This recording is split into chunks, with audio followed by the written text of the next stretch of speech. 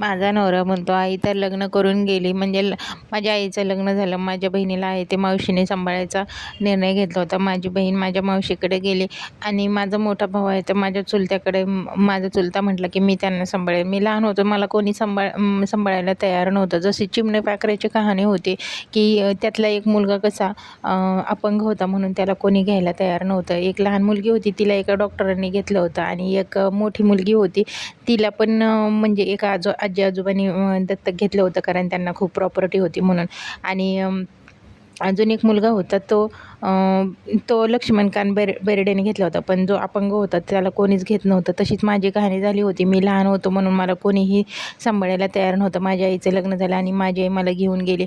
माझे वडील म्हणजे जे होणारे वडील होते माझे, म्हणजे माझ्या आईचे मिस्टर, ते म्हटले, की "ठीक आहे, मी सांभाळेन." पण मी 1.5 वर्षाचा होतो. मी खूप लहान होतो. मी म्हणजे दोघांच्या मध्ये राहायचो आणि खूप लहान असल्यामुळे मला एवढं काही कळत नव्हतं. हे पण माझी आईच मला सांगायची, म्हणजे ज्यांनी आता मला सांभाळलं, म्हणजे माझे चुलते त्यांनी मला ते मला हे कहाणी सांगत आहेत, सांगितली, की ते वडील आहेत ते मी म्हणजे अंथरुणात सू करायचो म्हणून मला खूप मारायचे. म्हणजे माझी आई माझ्या आईलासुद्धा काही तेव्हा चालत नव्हतं, कारण माझ्या आईची आता पूर्ण जबाबदारी आहे ती त्यांची होती आणि ते जसं म्हणाल तसंच माझी आई वागत होती. कारण आता मी लहान होतं. माझ्या आईला मला मोठं करायचं होतं. माझ्या आईला असं वाटायचं, की माझ्या मुलाची जबाबदारी ह्यांनी उचलली. कमीत कमी त्याला पोटभर म्हणजे हाणमार करतात, पण पोटभर खाऊ-पिऊ तर घालतात.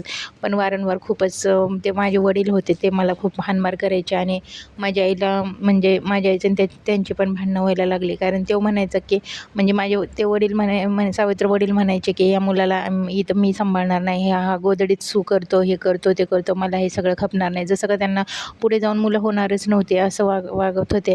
मला ते खूप मारायचे.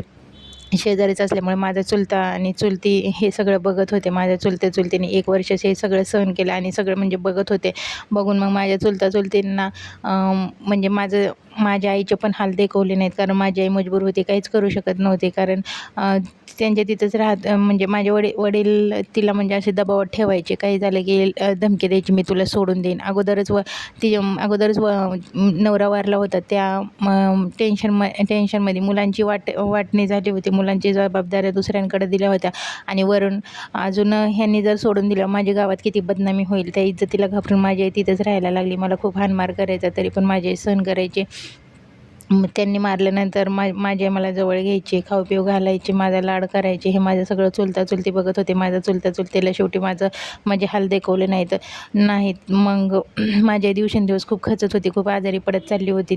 माझ्या आईचे पण हाल होत होते. माझी आई जगन का मरण ही गॅरंटी नव्हती. आज आहे तर उद्या नाही, अशी अवस्था तिची झाली होती. खूप जवान होती माझी आई, पण टेन्शनने आणि म्हणजे लग्न केल्यानंतर कमीत कमी चांगलं होईन आणि माझी मुलं सुखी राहतील, माझ्या मुलांना पोटाला पोटभर भेटेन ह्या आशेने लग्न केलं, पण सगळं काही ते उलटंच झालं. माझ्या आईला हाणमार होत होती, माझ्या आईला शिवीगाळ होत होती, मला मारलं जात होतं. त्यासाठी मग माझी आई अजूनच जास्त खचायला लागली.